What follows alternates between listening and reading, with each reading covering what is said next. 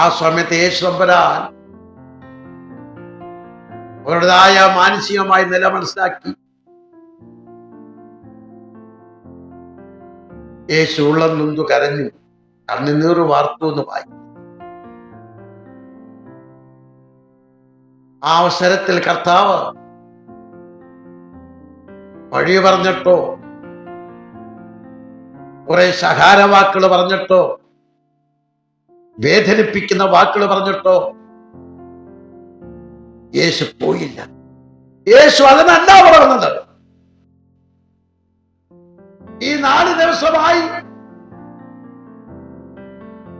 ലാസർ മരിച്ച് അടക്കപ്പെട്ടു. 4ാം ദിനത്തിലാണ് യേശു ഇവിടെ വന്നത്. യെരുശലേം ടു ഈ ബേഥാനിലേക്ക് വരുവാൻ 2 മൈൽ മാത്രമുള്ളതായ ദൂരമുള്ള സ്ഥലമാണ്. യേശു എന്തിന് താമസിച്ചു അവിടെ? അതെ, യേശുവിനെ പ്രവൃത്തി ചെയ്യുവാനായിട്ടുണ്ട്. ഒരുപക്ഷേ ലാസറിന്റെ മരണം ദൈവത്തിന് വലിയ മഹത്വ പ്രവൃത്തിക്ക് കാരണമാകണം യേശു വിചാരിക്കും. ഒരുപക്ഷെ നമ്മിൽ ഉളവാകുന്ന പല താഴ്ചകൾക്കും വേദനകൾക്കും നിരാശകൾക്കും ഒക്കെ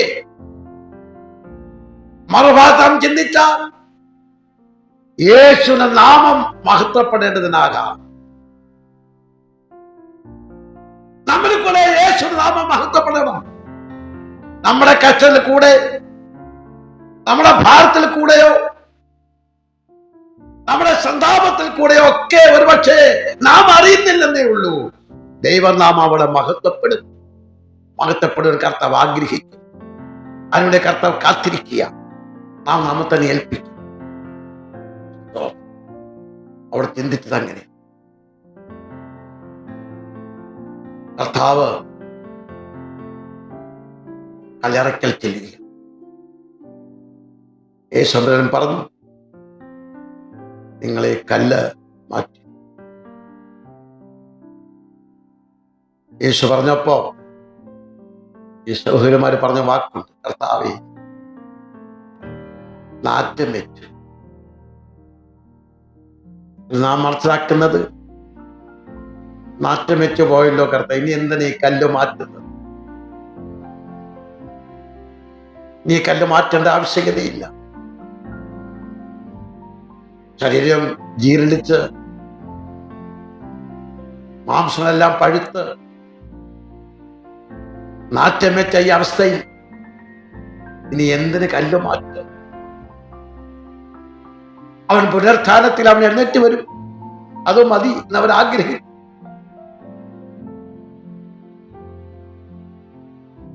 യേശു പറഞ്ഞത്, നിങ്ങൾ കല്ല് മാറ്റി. ഇന്ന് രാത്രി ഇതോടെ ഞാൻ പറയുക, നമ്മുടെ ജീവിതത്തിൽ ആർക്കെങ്കിലും നാം ഒരു ഭാരമായി വന്നിട്ട്, ആർക്കെങ്കിലും നാം ഒരു കല്ല് വെച്ച ചരിത്രമുണ്ടോ? ഓർത്തോട്ടി. ഒരു പ്രയാസത്തിന്റെ കല്ല് ഞാൻ വെച്ചിട്ടുണ്ട്. ഇന്നാർക്ക് ഞാനൊരു ഭാരമായി തീർന്നിട്ടുണ്ടോ? എന്റെ ഇന്ന വ്യക്തിക്ക് ഞാനൊരു കല്ലായി മാറിയിട്ടുണ്ടോ? അവനെ പ്രവർത്തിക്കാതിരിക്കേണ്ടതിന്, എഴുന്നേൽക്കാതിരിക്കേണ്ടതിന് ഞാനൊരു ഭാരമായി മാറിയിട്ടുണ്ടോ എന്ന് ഓർക്കണം. ഉണ്ടെങ്കിൽ ഇന്ന് രാത്രിയിൽ എന്നെ പൂർണ്ണമായി വിട പറയുക. ക്ഷമിക്കേണ്ടവരോട് നാം ക്ഷമ ചോദിക്കണം. നമ്മിൽ കൂടെ ഒരു വ്യക്തി അധംപതിക്കുവാനല്ല, നമ്മിൽ കൂടെ ഒരു വ്യക്തി നഷ്ടപ്പെട്ടു പോകുവാനല്ല. നമ്മുടെ പ്രവർത്തനങ്ങൾ കൊണ്ട്, നമ്മുടെ ജീവിതം കൊണ്ട്, നമ്മുടെ നല്ല വാക്കുകൾ കൊണ്ട് അനേകര് സന്തോഷത്തിലേക്ക് മടങ്ങി വരണം. അല്ല, യേശുവിലേക്ക് അവർ വരണം. അവർ യേശുവിന്റെ മഹത്വം ദർശിപ്പാൻ കാരണമാകണം. യേശു പറഞ്ഞു കേട്ടോ, ഈ കല്ല് മാറ്റി. ഞാൻ ചോദിക്കട്ടെ, ഈ വലിയവനായ ദൈവത്തിന്, കർത്താവിന്, അത്ഭുതങ്ങളുടെ ദാതാവായ യേശുവിന് അപ്പോൾ വേണമെങ്കിൽ ഒരു ഒറ്റ വാക്ക് പറഞ്ഞാൽ പോലെ കല്ല് മാറുകയില്ലേ? കല്ല് മാറും. യേശു വിചാരിച്ചതല്ല, നമ്മളാൽ ചെയ്ത പ്രവൃത്തികളുണ്ടെന്നേ. നിങ്ങളെ കല്ലുരുട്ടി വെച്ചു, നിങ്ങൾ വെച്ചതായ കല്ലുകൾ അതിന് ഭാരമായിരിക്കുന്നു. ഇന്ന് രാത്രി പ്രാർത്ഥിക്കുന്നതിന് മുൻപായി നീ നിന്റെ ഭർത്താവിന് ഒരു കല്ല് വെച്ചിട്ടാണോ ഇരിക്കുന്നതെന്ന് ഓർക്കണം. ഭാര്യയ്ക്ക് ഒരു കല്ല് എടുത്ത് വെച്ചിട്ടാണോ ഇരിക്കുന്നത്? മക്കൾക്കൊരു ഭാരമുള്ള കല്ലാക്കി വെച്ചിട്ടാണോ ഇരിക്കുന്നത്? ദൈവദാസന്മാർക്ക്, വിശ്വാസികൾക്ക്, അയൽക്കാർക്ക്, ആർക്കുമാകട്ടെ നാം ഒരു ഭാരമുള്ള കല്ലായി മാറിയിട്ടുണ്ടോ? ഉണ്ടേ എങ്കിൽ നേരത്തെ മടങ്ങി വരണം. യേശു പറഞ്ഞതാ, നിങ്ങളെ കല്ല് മാറ്റി, ഒരു കല്ല് മാറ്റി. യേശു തമ്പുരാൻ ഉയരങ്ങളിലേക്ക് കണ്ണുകളെ നാട്ടി.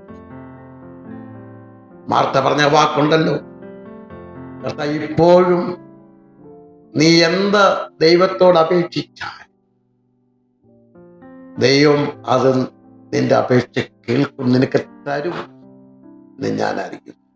ഇപ്പോഴും യേശു തമ്പുരാൻ ആ സമയത്ത് നാറ്റം വെച്ചുപോയി എന്ന് പറഞ്ഞപ്പോ, നാറ്റം വരുന്നു എന്ന് പറഞ്ഞ സ്ഥാനത്ത് യേശു തമ്പുരാൻ ഉയരങ്ങളിലെ കണ്ണുകളെ നാട്ടി, ലാസറേ പുറത്തു വരിക എന്ന് ഉറക്കെ നിലവിളിച്ചു.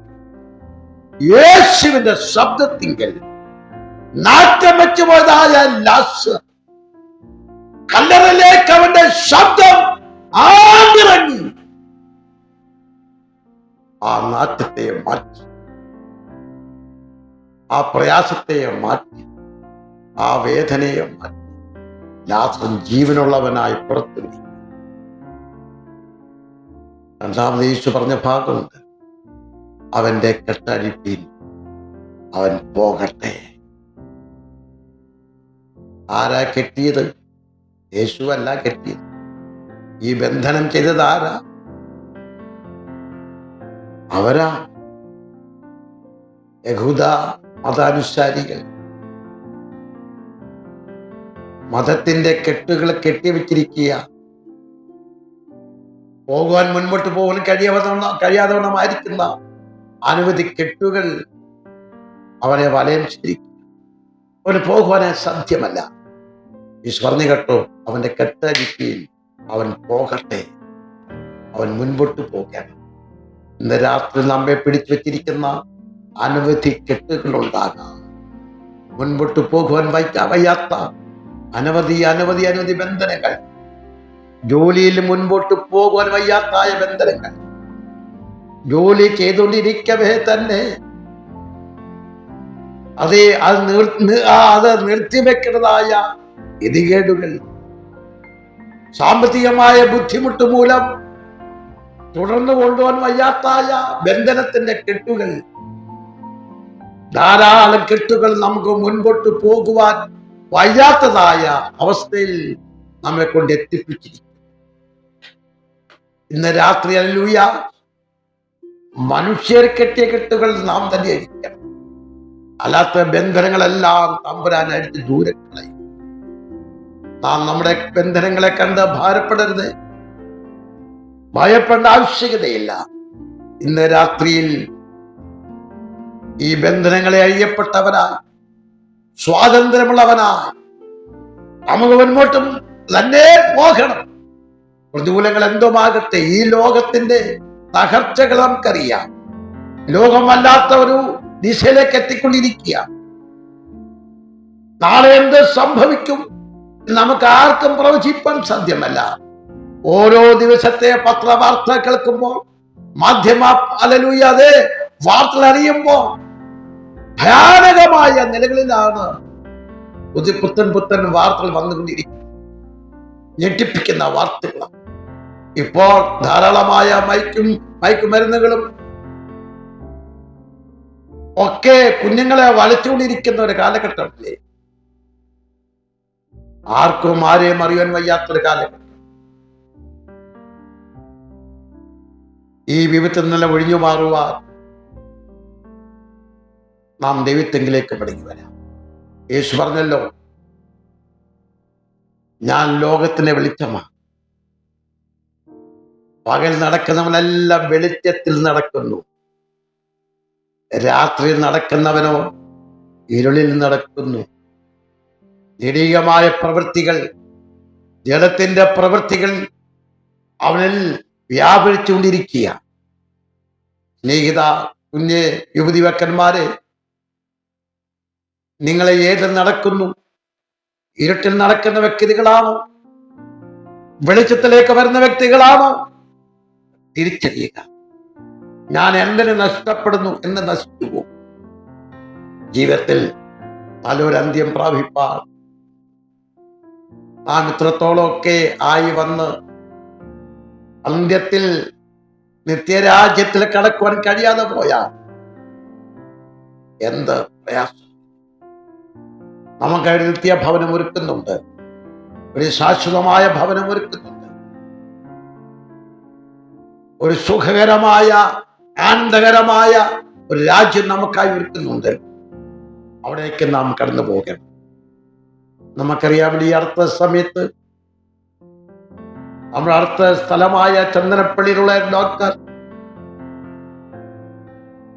ദുബായിൽ നിന്ന് കടന്നു വന്ന് നാട്ടിൽ വന്നല്ലേ. വീടിന്റെ പുത്തൻ കുദാശയൊക്കെ കഴിഞ്ഞ് അതെല്ലാം കണ്ട സന്തോഷത്തോടെ മക്കളെയും കണ്ട് മടങ്ങിപ്പോകാം എന്ന് കരുതി വന്നത്. തന്റെ പ്രിയ ഭർത്താവ് ഒരു വർഷത്തിന് മുമ്പേ ഈ ലോകത്ത് മാറ്റപ്പെട്ടു. ഈ മകള് വളരെ ആനന്ദത്തോടെ ഈ ഡോക്ടർ ദുബായിൽ തന്റെ ജോലി സ്ഥലത്ത് നാട്ടിലേക്ക് വരികയാണ്.